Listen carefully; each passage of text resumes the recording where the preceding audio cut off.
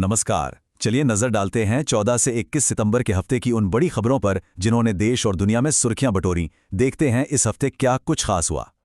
तो सबसे बड़ा सवाल यही है कि आखिर इस बीते हफ्ते में भारत ने देश के अंदर और दुनिया के मंच पर अपनी छाप कैसे छोड़ी है। इसका जवाब हमें टेक्नोलॉजी से लेकर डिप्लोमेसी तक कई अलग अलग जगहों पर मिलेगा। तो आगे हम क्या क्या देखने वाले हैं। सबसे पहले बात होगी देश की तरक्की की, फिर दुनिया में भारत के बढ़ते कदमों की। इसके बाद हम इकोनॉमी का हाल समझेंगे, कुछ जरूरी अपॉइंटमेंट्स और पर्यावरण से जुड़ी खबरें जानेंगे, और आखिर में चलेंगे राजस्थान, जहां इतिहास का एक बहुत ही खास पन्ना हमारा इंतजार कर रहा है। तो चलिए शुरू करते हैं राष्ट्र की प्रगति के साथ। इस हफ्ते टेक्नोलॉजी, सिक्योरिटी और गवर्नेंस, इन तीनों ही मोर्चों पर कुछ बड़े और दिलचस्प कदम उठाए गए हैं। तो ये जो नंबर है 13, ये है उन इंटरनेशनल एयरपोर्ट्स की कुल संख्या जहां अब ट्रस्टेड ट्रैवलर प्रोग्राम की सुविधा मिलेगी। मतलब हवाई यात्रा अब और भी आसान होने वाली है। अब ये प्रोग्राम है क्या? असल में ये प्री वेरीफाइड यात्रियों के लिए एक तरह का फास्ट ट्रैक है। इसका सीधा सा मतलब है कि इमिग्रेशन पर लगने वाला टाइम काफी कम हो जाएगा, यानी एयरपोर्ट पर लंबी लाइनों से छुटकारा। इस हफ्ते एक सचमुच ऐतिहासिक पल भी आया। मुंबई के गेटवे ऑफ इंडिया से दुनिया की पहली त्रिसेवा यानी आर्मी, नेवी और एयरफोर्स की एक ऑल विमेन टीम ने समुद्री रास्ते से दुनिया का चक्कर लगाने का अपना सफर शुरू किया है। ये अपने आप में एक बहुत बड़ी और गर्व की बात है। डिजिटल इंडिया की रफ्तार भी इस हफ्ते तेज रही।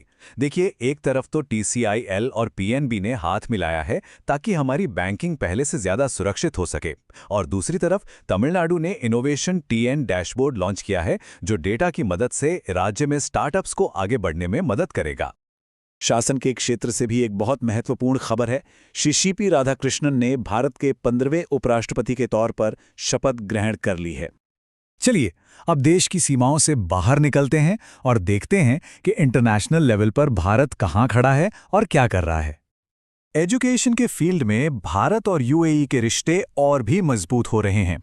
हमारे जो टॉप इंस्टीट्यूट हैं जैसे IIT दिल्ली और IIM अहमदाबाद, वो अब अबू धाबी में भी अपने कैंपस खोल रहे हैं। ये दिखाता है कि ग्लोबल एजुकेशन में भारत का कद कितना बढ़ रहा है। इस बीच यूनाइटेड नेशंस सिक्योरिटी काउंसिल में गाजा सीज फायर प्रस्ताव पर अमेरिका ने वीटो का इस्तेमाल किया। अब ये एक बेहद संवेदनशील मामला है। जैसा कि सोर्स बताता है, ये कदम पश्चिम एशिया को लेकर अमेरिका की सिक्योरिटी और डिप्लोमेटिक सोच को साफ साफ दिखाता है। अच्छा, अब बात करते हैं अर्थव्यवस्था की। इस हफ्ते कुछ ऐसे नंबर सामने आए हैं जो इशारा करते हैं कि देश की इकोनॉमी की गाड़ी किस दिशा में और कितनी रफ्तार से चल रही है। तो पहला नंबर है $126.4 मिलियन। ये वो रकम है जो एशियन डेवलपमेंट बैंक उत्तराखंड में सस्टेनेबल टूरिज्म को बढ़ावा देने के लिए लोन के तौर पर दे रहा है।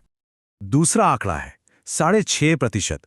रेटिंग एजेंसी ICRA ने भारत की GDP ग्रोथ का अपना अनुमान बढ़ाकर इतना कर दिया है, जो दिखाता है कि इकोनॉमी में एक अच्छी स्थिरता है। और तीसरा आंकड़ा है $137 मिलियन का। ये एक बहुत बड़ा इन्वेस्टमेंट है जो इंटरनेशनल फाइनेंस कॉर्पोरेशन भारत में बसों को बढ़ावा देने के लिए कर रहा है। तो अगर इन तीनों नंबर्स को एक साथ देखें तो एक साफ तस्वीर उभरती है। दुनिया की बड़ी संस्थाएं भारत के भविष्य पर भरोसा कर रही हैं, चाहे वो टूरिज्म हो, इकोनॉमिक ग्रोथ हो या फिर ग्रीन एनर्जी का सेक्टर हो। इकोनॉमी से आगे बढ़ते हैं और अब बात करते हैं कुछ अहम लोगों और हमारी प्रकृति की। इस हफ्ते कुछ बड़े पदों पर नई नियुक्तियां हुईं और साथ ही हमें कुछ नई प्रजातियों के बारे में भी पता चला। बैंकिंग सेक्टर की बात करें तो रवि रंजन का नाम SBI के नए मैनेजिंग डायरेक्टर के लिए रिकमेंड किया गया है। वहीं गुजरात के राज्यपाल आचार्य देवव्रत को महाराष्ट्र का एडिशनल चार्ज भी दिया गया है। और पर्यावरण के लिहाज से हफ्ता काफी रोमांचक रहा।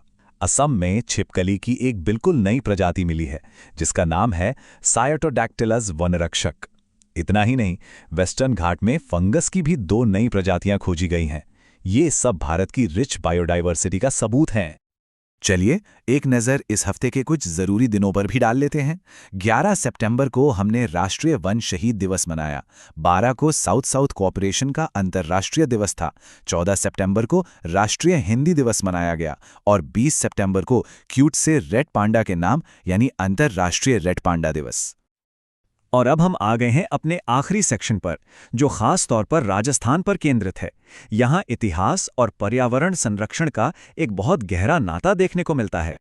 हम बात कर रहे हैं 1730 के खेजड़ी नरसंहार की।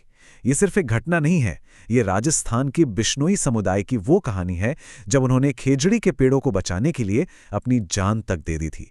एक अविश्वसनीय बलिदान। और देखिए, सबसे दिलचस्प बात क्या है, जो हम 11 सितंबर को राष्ट्रीय वन शहीद दिवस मनाते हैं, वो सीधे सीधे इसी खेजड़ली की घटना से प्रेरित है।